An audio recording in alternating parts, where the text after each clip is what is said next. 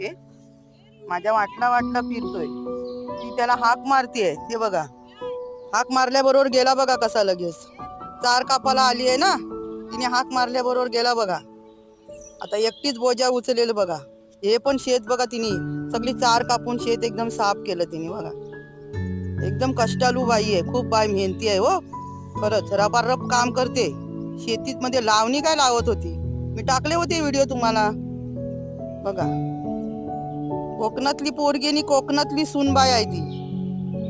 माहेर कोकण, माहेर पण कोकण आणि सासर पण कोकणच तिचं. हा,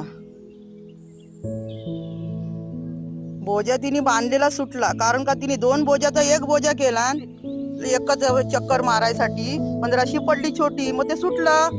आता तरी व्यवस्थित बांध बाय, ना तर परत तुझी मेहनत फुकट जायची. माझे मोठे व्हिडिओ नक्की बघा. Bye bye.